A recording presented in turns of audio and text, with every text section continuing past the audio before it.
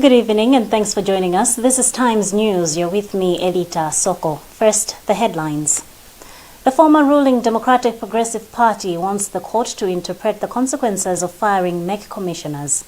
The Malawi Energy Regulatory Authority assures residents that there is adequate fuel in the country. And players in the tourism sector accuse government of suffocating the industry. We have these and other stories. Do stay tuned.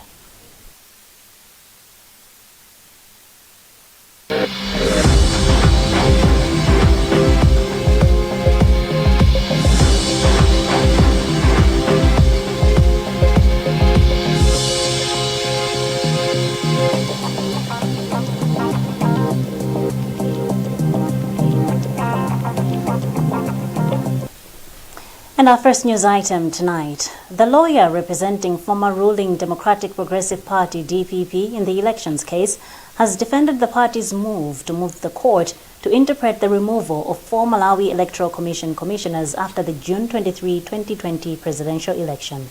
The High Court, sitting as the Constitutional Court in Blantyre, started hearing the preliminary objections by the state in the case on Wednesday morning. Among other issues, Attorney General Thabo Chakaka Nyirenda questioned whether the DPP as a party has sufficient interest to sue the state, saying former President Peter Mutharika, who contested in the 2020 election, should have been the one suing. Responding to the matter, lawyer representing the DPP Samuel Tembenu said the party has sufficient interest as it is a political party which has a large number of members in parliament and sympathizers. The matter has been adjourned to Thursday, 9 a.m. Now, the Malawi Energy Regulatory Authority, MERA, has assured residents that there is adequate fuel in the country. This comes as truck drivers are staging a strike aimed at forcing the government to address their long-standing grievances, which include low salaries. Truck owners under the Transporters Association of Malawi have also joined the strike. There had been fears that this might lead to a shortage of fuel in the country. Matthias Kasanda reports. Among others, the Transporters Association members are demanding that the government should come up with deliberate policies to protect them, which should include barring foreign transporters from dominating transportation contracts in the country. One member of the association, Victor Kantiki, says the drivers' demand for 140,000 kwacha monthly salary is not met. Fuel Transporters Association of Malawi executive member Shiraz Omar says they have resolved to take out their vehicles from the road, a situation which threatens the availability of fuel in the country. This is leaving us with no choice. It's not our wish to say we should join the strike, but it's leaving us with no choice. Because if the drivers are striking, obviously that means we're not going to move. So it's to us, it doesn't actually make sense to say, how are we going to move the trucks when the drivers are even on strike? Mphatso Molen is Secretary General for Professional Drivers Union. It's a welcome development. We didn't expect that our bosses, they can come and join us on this stay in. And we want to thank them. We need to fight together until we achieve all our goals. On Wednesday, Ministry of Transport spokesperson Ganzani Wewe told Times that the ministry was aware of the drivers' strike and that it was engaging relevant stakeholders. Now, players in the tourism sector have accused the government of suffocating the industry by, among others, imposing exorbitant taxes. They said this on Wednesday during an interface with Minister of Tourism, Wildlife and Culture, Michael Usi, in Lilongwe. Wezi Gausi reports. Managing Director of Hospitality Concert Africa, Florentine Kabefu, says the government is good at giving good documents on how to run the industry, but poor at implementing them. She says many tourism facilities have closed down, rendering employees redundant because of financial challenges in the industry. We should be at a point where we're building offices, we're building infrastructure in tourism and all. How do you invest all these lodge owners? You will see service. We hear, the services are going down, the facilities going down. How can people invest in their facilities when they're not making money? The two go hand in hand. On his part, Usi challenged the players to think outside the box and come up with solutions to some of the challenges that they raised. The private sector are the people that are implementing various tourism projects. we are gaining from their experience the challenges that they are facing, the gains they are making, and what lessons can we draw from that? And also, what strategic solutions can we bring on the table? Meanwhile, the ministry says they have secured $800,000 matching grant from African Development Bank for small-scale tourism prayers in the country. Officials from the Department of Tourism in the Northern Region have asked local communities to invest in tourism by, among others, promoting their culture to attract tourists. Northern Region Tourism Officer Japhet Kueruza said tourism has the potential to boost the people's economic standards if properly invested in, managed and promoted. Sam Galimina reports.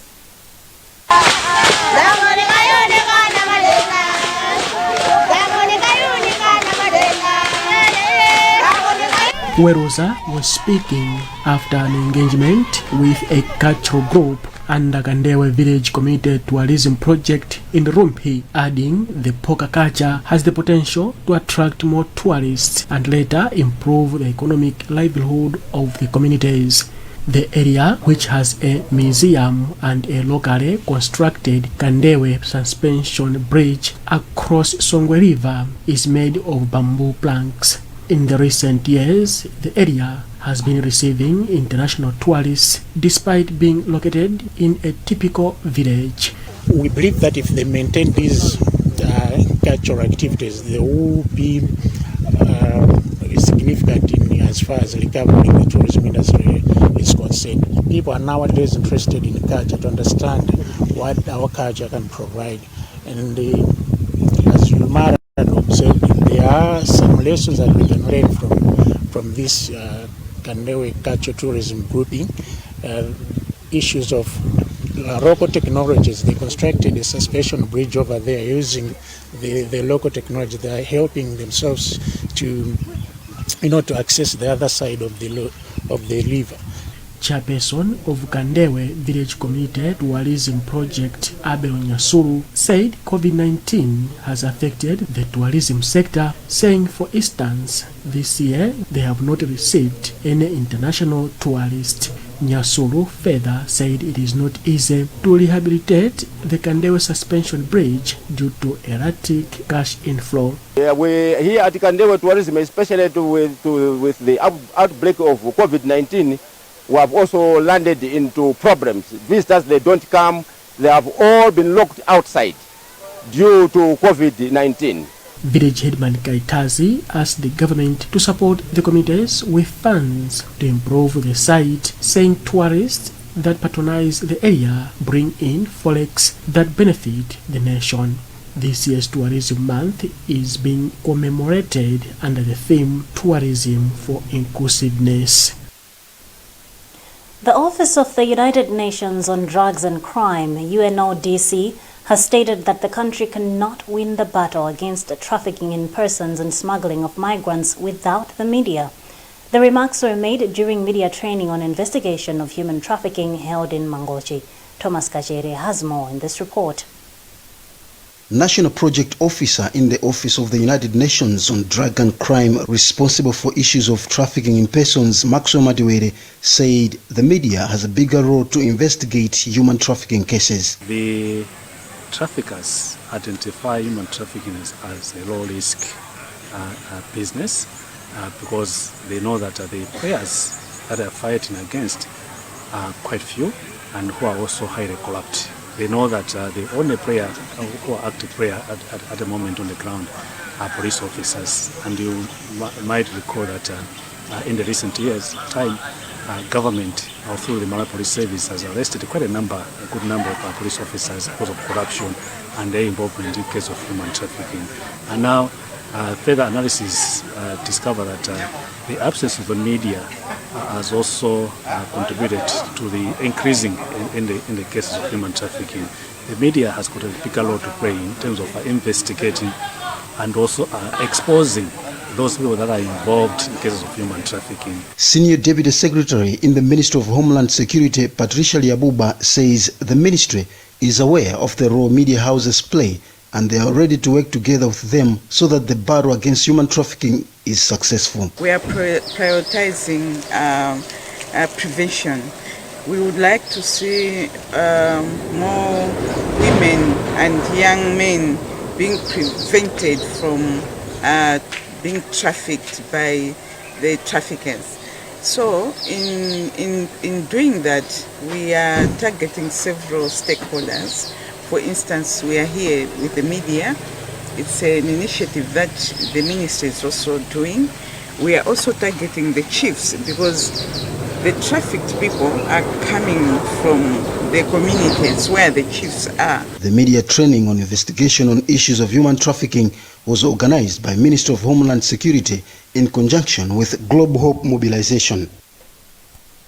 The National Construction Industry Council, NCIC, has launched a fraud and corruption prevention policy, customer service charter, and disability policy. The 6-year policies, which started in 2019 and are to run till 2024, are aimed at fighting corruption in the construction industry and helping the country in achieving the Malawi 2063. Ellen Pindani has more in this report. Speaking on Wednesday during the launch in Lilongwe, Deputy Minister of Transport and Public Works, Nancy Jaulandoko, said the new policies are a pathway for reducing incidents of corruption in the construction industry. Fraud and prevention policy, it will prevent people to do corruption. We want to make NCIC a corrupt-free zone. She further commended the council for including people with disabilities in its programs. NCIC Acting Chief Executive Officer Gerard Konje said the new policies will help in small planning of the council. As it can be noted by all that corruption is a vice which has affected service delivery. So once this is rooted out or dealt with, we are sure that people will be operating professionally and ethically in terms of providing their specific services as they undertake their work as contractors, as consultants, and as stakeholders that coordinate or manage construction projects.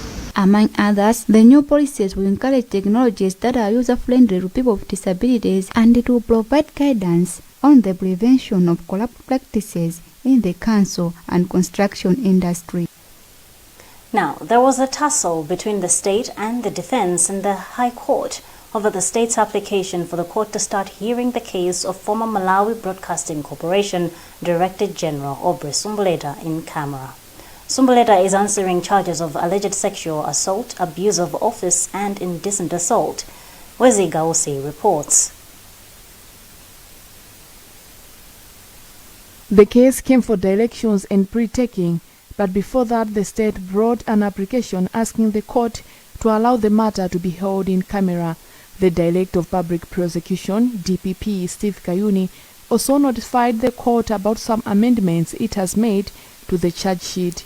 Kayuni was of the view that the accused takes plea before the court gives its determination on the application. We did advise the Honorable Court that criminal proceedings are records, and records are in posterity.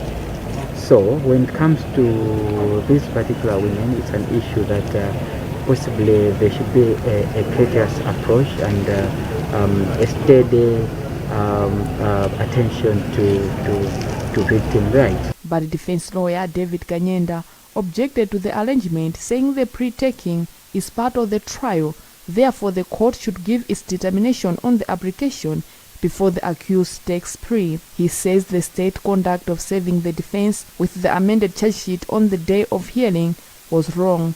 The determination of the application for hearing the matter in camera will then inform whether the plea proceedings should also take place in camera or in public, and that therefore the court could not proceed.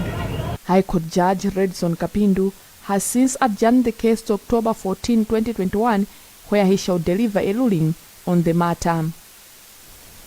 You're watching the news on Times TV. We'll be back with more shortly.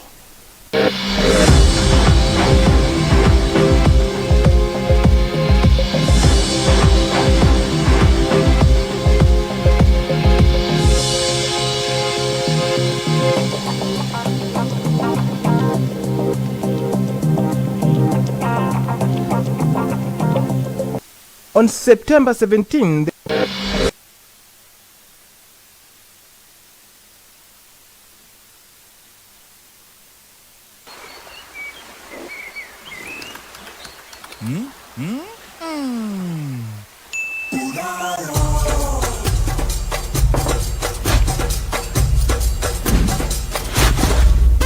Join the marketplace for the free with no bank account entanglement. Unayo zonse mumu.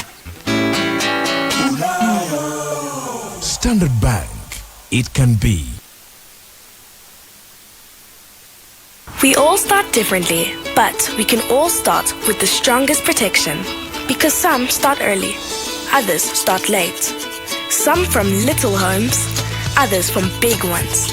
Some start together, or all on their own. It doesn't matter how you start, as long as you start strong. With new Colgate Maximum Cavity Protection. Now with fluoride plus arginine for 4 times more strengthening power. So that you can give them the strongest start to their day. Colgate. Start strong, stay strong. If there's one thing that all soaps do, it's wash. From buckets to basins, bathrooms to streams, and everything in between. All soaps wash. Yes, but Protex is different. Its reinvented formula with flaxseed oil boosts your skin's natural anti-germ defenses by 10 times more, protecting you against 99.9% of germs. So what keeps us healthy? Protex! Good health starts here. Unayo ndiyo deliliga. Utumizani. Umanso okulandira ndalama. Osatengera banki. Kapena nambala. Mwe muli nayo. Unayo. Unayo. Unayo. Unayo. Unayo. Unayo. Zonse momo. Imbani *247# kuti mulembetse mwaulere. Standard Bank, it can be. UNICAF University, September to October 2021 intake. Special scholarships from UNICAF University for bachelor, master's and doctoral degree programs. UNICAF University is accredited nationally by the NCHE and internationally by the British Accreditation Council in the UK. Enroll for internationally recognized degrees at a fraction of the cost until the end of October 2021. Apply today and get a free tablet when you pay the required deposit. WhatsApp 0993 907 002.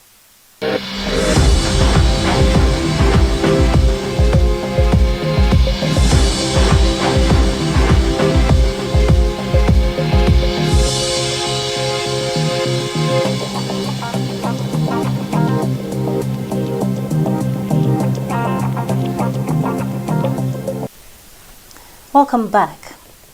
Businessman Zamir Karim has challenged the state's addition of money laundering to the 150 million kwacha fraud case, which he and Ecobank official Victoria Janza are answering. The court has since granted Karim an injunction to review the criminal proceedings that took place in the Chief Resident Magistrates Court. Rebecca Jumjeka has more in this report read by Matthews Kasanda. On September 17, the state added money laundering to the charges against Karim and Chanza. Chief Resident Magistrate Court allowed the Director of Public Prosecutions to add an offense of money laundering to the charges that Karim is facing. Director of Public Prosecutions Steve Kayuni has confirmed the development. Well, we've been served with an order from the High Court that the matter should be subject for criminal review before the Honorable High Court. So wait for the date when the High Court to hear the matter. The High Court has since called for an examination of the record of criminal proceedings before the Chief Resident Magistrate Court to review the proceedings to establish their legality. And the court has set 28 October as the next date for the state to parade a fourth witness in the 10.5 million kwacha Mera case. On Tuesday, the state paraded Mumdelanji Balavata, financial accountant at Mera, who told the court in both examination and re-examination that Mera allegedly paid about 10.5 million kwacha as accommodation for former ruling DPP officials. Director of Public Prosecutions Steve Kayuni explains more. Well, there are counts of abuse of office and concerning the accused person, Mr. Magalasi, and the witnesses today who were in court. We are on the witness number 3, and the other witness who was supposed to be in court is not available, so we've had to adjourn to another day. Well, this witness was working as an accounts personnel, and has to do with the payments and authorizations that were made at the time and where those payments were made to. That's what the witness was talking about. 8 witnesses are expected to testify in the case. And Chinese national Lin Yunhua has been sentenced to 14 years in jail for possession and dealing in pieces of rhino horns worth millions of kwacha. He has also been sentenced to 6 years imprisonment for money laundering in relation to the same 103 cut pieces of rhino horns, a sentence that will run concurrently. Rebecca Jimjega has compiled this report, read by Matthews Kasanda. Reading the sentence on behalf of Justice Violet Chipao, Senior Resident Magistrate Florence Nsekandiwana recommended that the convict be deported to China after serving his sentence. State lawyer Andy Kaonga says he's happy that at last Lin Yunhua, who was a habitual offender, has been sentenced. We are quite happy with the sentence and with the conclusion of the matter, most importantly. It's been ongoing for quite some time. The sentence that has come out, I think, is pleasing, we'll be able to say. The convict was arrested in 2019 after police found rhino horns at his house, which he admitted to have possessed and owned. His father is also serving 11-year jail term for wildlife trafficking and firearms offenses. Last year, the Lilongwe Magistrate Court sentenced 9 members of his wildlife gang to 56 years in prison for various wildlife crimes. And that's the news tonight. But before we go, the headlines again. The former ruling Democratic Progressive Party wants the court to interpret the consequences of firing MEC commissioners. The Malawi Energy Regulatory Authority assures residents that there is adequate fuel in the country. And players in the tourism sector accuse the government of suffocating the industry. Remember, you can get more on these and other stories by visiting our website www.times.mw. You may like our Facebook page, Times 360 Malawi, subscribe to 1895, and follow us on Twitter at Times 360 Malawi. Now, remember to wash your hands regularly, observe social and physical distance, mask up, and get vaccinated to prevent COVID-19. Please stay safe. You've been with me, Elita Soko. Have a lovely night.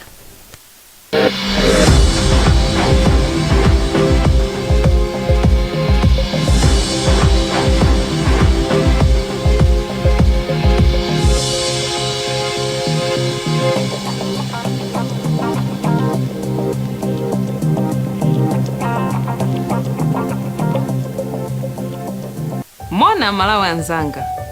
Nkhondo yogonjetsa COVID-19 ndi ya wina aliyense. Tili limodzi.